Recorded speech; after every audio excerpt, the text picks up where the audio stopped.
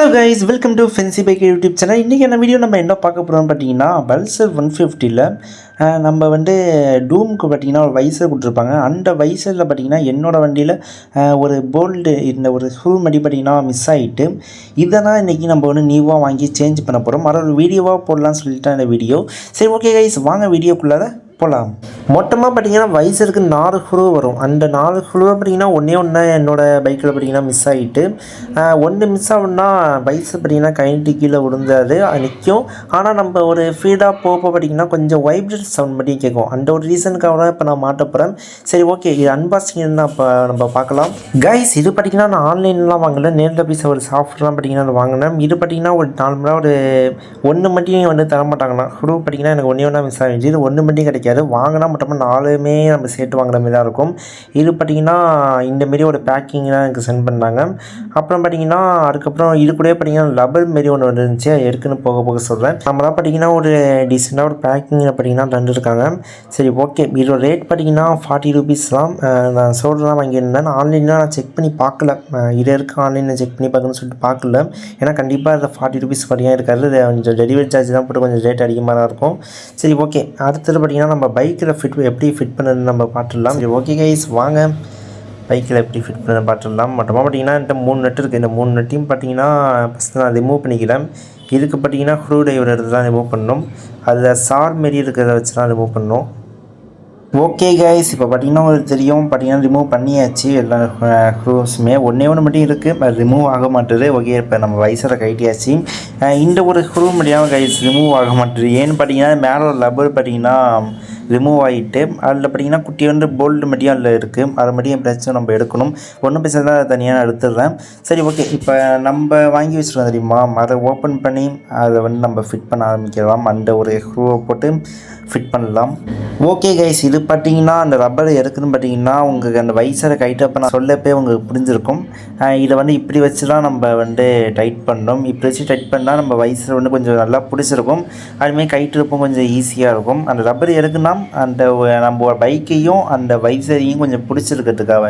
ஏன்னா நார்மலாக நம்ம ஸ்க்ரூவை மட்டும் வச்சு முறுக்க முடியாது, போல்டு இருக்கணும். அந்த ரப்பர் உள்ளாரே பார்த்தீங்கன்னா போல்டு இருக்குது. அதனால் பார்த்தீங்கன்னா கொஞ்சம் நல்லா பிடிச்சிருக்கும். அதனால் பார்த்தீங்கன்னா வைப்ரேஷனும் அந்த ரப்பர் இருக்கிறனால பார்த்தீங்கன்னா கொஞ்சம் கம்மியாகும். ஓகே கைஸ், இப்போ பார்த்தீங்கன்னா உங்களுக்கு புரிஞ்சிருக்கும்னு நினைக்கிறேன். ஓகே, இப்போ நம்ம ஃபிட் பண்ண ஆரம்பிச்சிடலாம். இப்போ பார்த்தீங்கன்னா ஆல்ரெடி நம்மக்கிட்ட 2 இது இருக்குது. அதாவது ஆல்ரெடி நம்ம 2 ரப்பர் பார்த்திங்கன்னா நல்லாவே இருக்குது நம்ம பைக்கில். அது பார்த்திங்கன்னா ரிமூவ் ஆகலை, அதனால் அது அப்படியே இருக்கட்டும். நம்ம மேலே உள்ளது மட்டும் நமக்கு ரிமூவ் ஆகிருக்கு. அதனால் மேலே உள்ளது மட்டும் நம்ம ரப்பர் போட்டு முடிக்கலாம். மிச்சம் 2 ரப்பரை அப்படியே எடுத்து வச்சிடலாம். சரி, ஓகே. அப்புறம் பார்த்திங்கன்னா ஆல்ரெடி நம்மக்கிட்ட இருந்ததும் இப்போ நம்ம வாங்கியிருக்கோம் என்ன வித்தியாசம்னு பார்க்கலாம். இது உங்களுக்கு பார்த்தாலே உங்களுக்கு புரியும். நம்ம இப்போ நியூவாக வாங்கியிருக்க பார்த்திங்கன்னா கொஞ்சம் குட்டியோண்டாக இருக்குது. அதாவது பார்த்திங்கன்னா நம்ம பழசு ஸ்க்ரூ பார்த்திங்கன்னா கொஞ்சம் பெருசாக இருக்குது. அந்த ஹெட்டும் பார்த்திங்கன்னா பெருசாக இருக்குது, இல்லை பார்த்திங்கன்னா குட்டியோண்டாக இருக்குது. மற்றபடி பார்த்திங்கன்னா அப்புறம் வாசர் கொடுத்துருக்காங்க. பழசில் பார்த்திங்கன்னா ஒரு வாசர் மாரி ஒன்று இருக்குது. இப்போ நம்ம நியூவாக வாங்கியிருக்கிற பார்த்திங்கன்னா அது இல்லை, வேறு இல்லை. சரி, ஓகே. அடுத்து பார்த்திங்கன்னா ரெண்ட்டு பார்த்திங்கன்னா ஒரே ரெண்ட் தான், உங்களுக்கு பார்த்தாலே தெரியும். பாருங்க கைஸ், ரெண்டுமே பார்த்திங்கன்னா ஒரே ரூலாக இருக்குது. அதனால் எந்த பிரச்சனை இல்லை, இதையும் வச்சு நம்ம டைட் பண்ணலாம். ஆனால் அந்த பழசு பார்த்திங்கன்னா கொஞ்சம் டிசைன் கொஞ்சம் நல்லா இருக்குமே எனக்கு தோணுது. சரி, ஓகே, வைப்ரேஷன் இல்லாமல் இருக்கணும்னா நம்ம இப்போதைக்கு இதை டைட் பண்ணி ஆகணும். சரி, ஓகே கைஸ், இதை டைட் பண்ண ஆரம்பிச்சிடலாம். சரி, ஓகே கைஸ், இப்போ பார்த்திங்கன்னா வைசரை இப்படி வச்சுட்டு நம்ம ஸ்க்ரூலாம் போட்டு முடிக்கலாம்.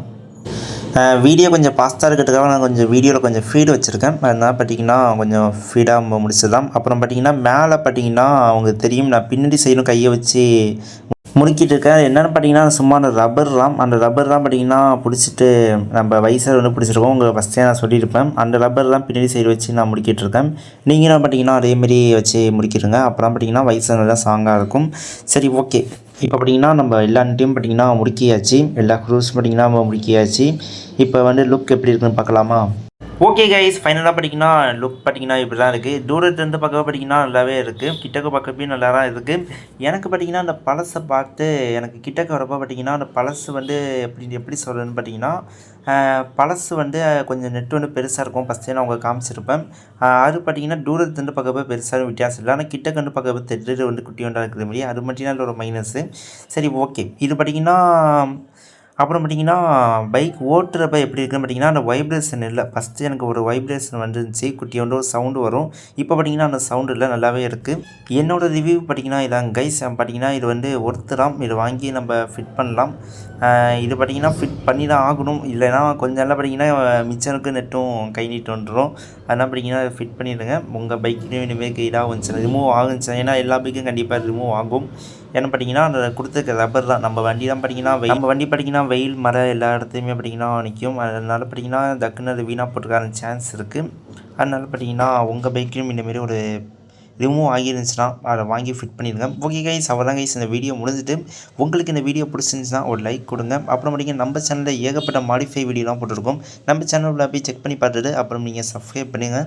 ஓகே கைஸ், அப்புறம் உங்களுக்கு வேறு ஏதாச்சும் கண்டென்ட் வேணும்னா கமெண்ட் பாக்ஸில் கேளுங்க. கண்டிப்பாக அந்த ஒரு வீடியோவும் முடிஞ்சால் பண்ணி போடுவோம். அப்புறம் வேறு ஏதாச்சும் டவுட்னா கமெண்ட் பண்ணுங்கள். கண்டிப்பாக 24 ஹவர்ஸ்க்குள்ளேயே அந்த கமெண்ட்க்கு நான் ரிப்ளை பண்ணிடுறேன்.